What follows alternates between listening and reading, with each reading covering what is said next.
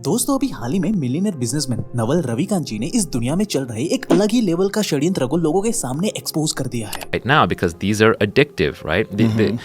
Twitter, Facebook, Instagram, these are weaponized. You have social statisticians and scientists and researchers and people in lab coats, literally best minds of our generation, figuring out how to addict you to the news. Yes. And if you fall for it, if you get addicted, your brain will get destroyed. यानी कि नवल रविकांत जी clearly ये बताते हैं भाई कि दुनिया के कुछ जो बड़े बड़े पूंजीवादी लोग हैं ना, वो अपनी बड़ी सी रिसर्च टीम को खड़ी करके बस एक ही साजिश करने में लगे हुए हैं कि वो कैसे आम जनता के दिमाग को हैक करके उन्हें अपने प्रोडक्ट और प्लेटफॉर्म का एडिक्टेड बना सके, ताकि उनकी कंपनी भाई हर दिन एक मोटा प्रॉफिट कमा सके। लेकिन भाई क्या ऐसा करना सच में पॉसिबल है? और किसी आम इंसान का दिमाग हैक करके भला किसका ही फायदा हो जाएगा? और भाई अगर ये बात सच है और अगर हमारे खिलाफ सच में ऐसा षड्यंत्र रचा जा रहा है, तो भाई हम इस माया जाल से बाहर कैसे निकले? आखिर ऐसे कौन से तरीके हैं जिसके इस्तेमाल से हम अपने दिमाग को पहले जैसा रिवायर कर सकते हैं? तो दोस्तों आज हम ऐसे ही कई सारे काले कारनामों से पर्दा हटाने वाले हैं, वो भी 100% ट्रांसपेरेंसी और साइंटिफिक प्रूफ एंड एविडेंस के साथ, जिसके लिंक एंड डिटेल्स मैं खुद आपको डिस्क्रिप्शन बॉक्स में दे दूंगा, जिसे अगर आप चाहो तो वीडियो खत्म होने के बाद खुद से भी वेरीफाई कर सकते हो। लेकिन हाँ, अभी के लिए मेरे साथ इस वीडियो के अंत तक बने रहे। So hey beautiful people, welcome to Fundoo programming. मैं हूँ आपका दोस्त फंडू बॉय। तो सबसे पहले अगर हम अपने ब्रेन को थोड़ा क्लोजली ऑब्जर्व करें तो हमें पता चलेगा कि असल में हमारा दिमाग रिवॉर्ड सिस्टम के ऊपर काम करता है। यानी कि जब हम कोई अच्छा काम करते हैं तब ये हमें प्लेजर देता है, ताकि हम ऐसे ही प्लेजर के लालच में उसी काम को बार बार करते रहे और भाई ब्रेन को वैसा ही मजा बार बार मिलता रहे। जैसे कि खाना खाना। अब खाना खाना हमारे लिए जरूरी भी है और इसे करने में ब्रेन को भाई मजा भी बड़ा आता है, इसलिए ऐसे काम को करने के लिए वो हमें बार बार मजबूर करता है। और प्राचीन काल से हम इंसान इसी तरह से इवॉल्व हुए हैं और इसमें कोई गलत बात भी नहीं है। लेकिन भाई इसका एक डार्क साइड भी है। जैसे कि जब हम कोई एग्जाम देते हैं तब एग्जाम में हमें क्लियरली पता है कि हम जितने ज्यादा क्वेश्चन को सॉल्व करेंगे उतने ही बढ़िया मार्क्स हमें मिलते हैं। इसलिए ज्यादा मार्क्स की लालच में हमारे दिमाग को ना चाहते हुए भी ज्यादा मेहनत करनी ही पड़ती है। इसलिए धीरे धीरे उसे मेहनत करने में ही मजा आने लगता है, क्योंकि उसके पास इसके अलावा कोई ऑप्शन भी नहीं है ना। लेकिन भाई अगर वही एग्जाम में अगर कोई सज्जन इंसान सामने से आकर हमें हर रोज फर्रे पकड़ा दे, जिसके इस्तेमाल से आप बिना कुछ पढ़े भी एग्जाम के सारे क्वेश्चन के सही जवाब सॉल्व कर पाओ, तो क्या भाई अगली बारी आपका दिमाग एग्जाम के लिए मेहनत करेगा?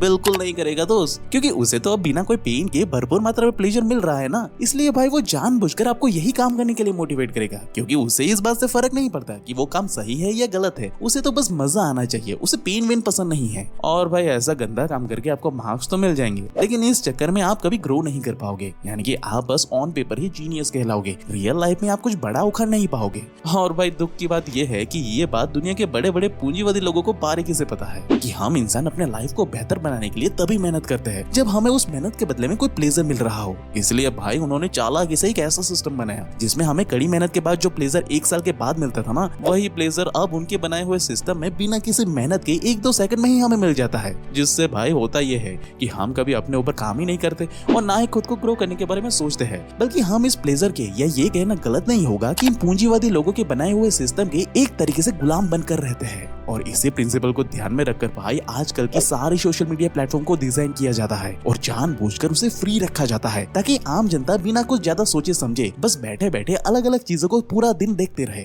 और उनका दिमाग उन्हें भरपूर मात्रा में भाई डोपामाइन का मजा देता रहे। और दोस्त दुख की बात ये है कि ये प्लान इतना जबरदस्त साबित हुआ कि आज लोग बस अपने घर में बैठे बैठे अलग अलग इन्फ्लुएंसर को जिम में मेहनत करते हुए देखते हैं, या फिर बड़े बड़े कंपनी के सीईओ और स्टॉक मार्केट इन्वेस्टरों को करोड़ों रुपए कमाते हुए देखते हैं। और भाई उन्हें ये लगता है कि वो भी अपनी लाइफ को पॉजिटिव डायरेक्शन में लेकर जा रहे हैं, क्योंकि वो अच्छी चीजों को देख रहे हैं ना। लेकिन भाई सच्चाई तो ये है कि इन चीजों को देखकर बस उनका दिमाग उन्हें सक्सेस वाली सिर्फ फीलिंग दे रहा है। असल रियलिटी में उनकी लाइफ में अभी तक कोई भी बदलाव नहीं हुआ है। उन्हें बस एक तरीके से सक्सेस वाला भ्रम हो चुका है। यानी कि यही लोग बिजनेस कैसे बिल्ड करते हैं या करोड़पति कैसे बनते हैं, ऐसी बातों को जान तो लेते हैं, लेकिन कभी खुद से अप्लाई नहीं कर पाते। क्योंकि सीधी सी बात है ना कि अगर इसे अप्लाई करेंगे तो उसके ऊपर मेहनत करनी पड़ेगी, अपना टाइम देना पड़ेगा और 2-3 साल के बाद अपनी ऐसी तैसी करवाने के बाद जाकर उन्हें छोटी मोटी कामयाबी मिलेगी और तब जाकर उनके ब्रेन को थोड़ी खुशी, थोड़ा प्लेजर मिलेगा। जबकि भाई यही मजा वो बस अलग अलग वीडियोस और रील्स को देखकर बस कुछ ही सेकंड्स में एक्सपीरियंस कर सकते हैं। और भाई हमारे ब्रेन को तो बस रिवॉर्ड मिलने से मतलब है, चाहे फिर वो 2-3 साल की मेहनत के बाद मिले या फिर 2-4 रील देखकर अभी मिल जाए। इससे उसको कोई फर्क नहीं पड़ता, उल्टा उसे तो उस काम में मजा आता है जिस काम से तुरंत ही रिवॉर्ड मिलता हो, भले ही वो काम कितना भी गंदा हो या फिर भाई उस काम से भले ही लॉन्ग टर्म में कितना भी बड़ा नुकसान क्यों ना हो, इन सब चीजों से हमारे दिमाग को कोई मतलब नहीं होता। उसे तो भाई बस मजा आना चाहिए। इसलिए भाई जब कोई इंसान सोशल मीडिया स्क्रॉल करके या ऑनलाइन गंदे वीडियोस देखकर खुद को बार बार प्लेजर देता रहता है ना, तब ऐसे केस में वो इंसान धीरे धीरे अपना सेल्फ कंट्रोल खो देता है और वो जिंदगी भर पूंजीवादियों के बनाए हुए इस सिस्टम का गुलाम बनकर रह जाता है, जिसे ओवर स्टिमुलेशन का मायाजाल भी कहते हैं।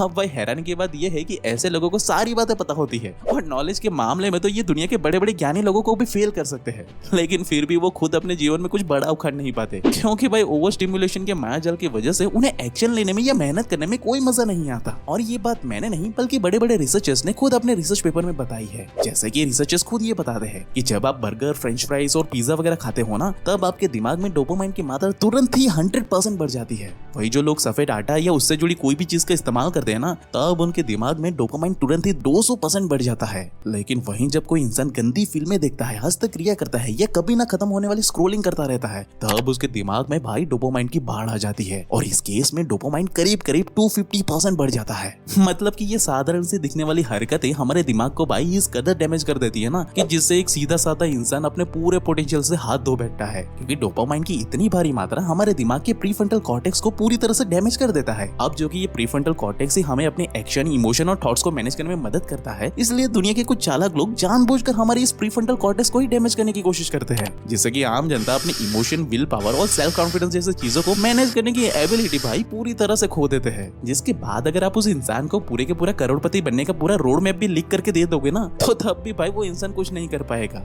और यही प्रॉब्लम आज भाई ज्यादातर लोगों के साथ हो रही है। उन्हें पता सब कुछ है, लेकिन फिर भी वो उन बातों को फॉलो कर ही नहीं पाते और जीवन भर बस कुछ चालाक लोगों के हाथों की कठपुतली बनकर रह जाते हैं बेचारे। लेकिन भाई अब सवाल ये आता है कि आखिर ऐसा करना कौन चाहेगा? हमारे दिमाग को कमजोर करके आखिर भला किसका ही फायदा हो जाएगा? तो दोस्त, असल में दुनिया की बड़ी बड़ी कंपनियां ये बात अच्छे से जानती है कि दिमागी तौर पर मजबूत इंसान सिर्फ अपने गोल और लाइफ पे ही फोकस करता है, जिस कारण ऐसे लोगों को कंपनियां कितनी भी नोटिफिकेशन या एडवर्टाइजमेंट भेज दे, लेकिन मानसिक रूप से मजबूत इंसान कभी भी अंधाधुन उनके प्रोडक्ट या प्लेटफॉर्म का इस्तेमाल कभी नहीं करेगा। लेकिन वहीं एक कमजोर इंसान अपने पूरे दिन को सोशल मीडिया पर बर्बाद करने के लिए तैयार रहता है। ऐसे लोगों को कंपनियां कुछ भी दिखाकर कुछ भी बेच सकती है और उन्हें जैसे मर्जी चाहे वैसे अपनी उंगलियों पर नचा सकती है और उनके पैसों से चालाकी से अपनी तिजोरियां भर सकती है, क्योंकि ये लोग बिना सोचे समझे अपना पूरा दिन यूं ही बर्बाद करने के लिए तैयार होते हैं, जिससे कि भाई इन बड़ी बड़ी मीडिया कंपनियों के ओनरों को हर दिन बिलियंस ऑफ डॉलर का प्रॉफिट होता है। इसीलिए तो आप खुद देख सकते हो कि इनकी कंपनियों के शेयर हर दिन आसमान छू जाता है, जबकि भाई कमजोर आम जनता बस उनकी गुलाम बनकर रह जाती है। इसलिए वो चालाकी से हमारे ब्रेन को ही हैक करने पर अपना पूरा फोकस करते हैं। और ये बात भी मैंने नहीं बल्कि फेसबुक के वाइस प्रेसिडेंट रह चुके चेमत फिलिपिथिया जी ने हार्वर्ड यूनिवर्सिटी में आकर खुद ये बताया है। आप खुद देख लीजिए। इसलिए तो भाई एप्पल के सीईओ टिम कुक अपने घर के बच्चों को सोशल मीडिया और मोबाइल फोन को छूने तक नहीं देते। यानी कि पुराने जमाने की तरह आज भी महान साइंटिस्ट और मैथमेटिशियन जैसे बुद्धिमान लोग जन्म तो लेते हैं, लेकिन दुनिया के कुछ चालाक लोग उन्हें अपने मायाजाल में फंसा करके जानबूझकर उन्हें बेवकूफ बना रहे हैं भाई, ताकि उनका धंधा जोरों शोरों से चलता रहे।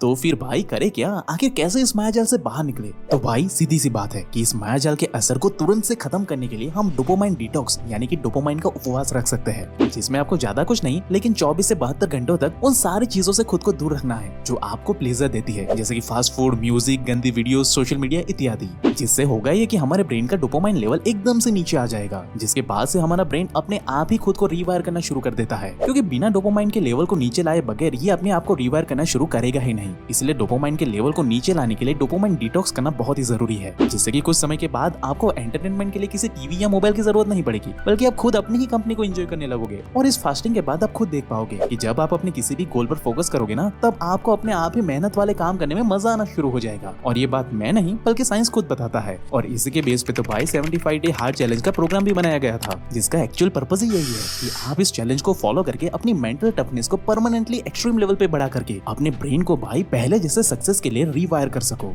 लेकिन भाई क्या करे, लोगों ने आज इसका और ही मतलब निकाल दिया है। और भाई यही चीज हमारे शास्त्रों में त्याग, तपस्या और वैराग्य के नाम से बताई गई है, जिसके बारे में तो भाई भगवान श्री कृष्ण जी ने खुद भगवद गीता के चैप्टर 2 और श्लोक नंबर 61 में खुद बताया है कि जो मनुष्य अपने इंद्रियों को वश में कर लेते हैं और अपने मन को इधर उधर भटकाए बिना मुझ में यानी कि परम ब्रह्म में स्थिर कर देते हैं, वो लोग दिव्य ज्ञान में स्थित हो जाते हैं। इसलिए तो भाई प्राचीन काल में हमारे देश में एक से बढ़कर एक धुरंधर महाज्ञानी लोग निकल करके आए थे, जिन्होंने बिना कोई एडवांस टेक्नोलॉजी के भी ब्रह्मांड के अलौकिक रहस्य को झोपड़ी में बैठे बैठे सॉल्व कर लिया था भाई।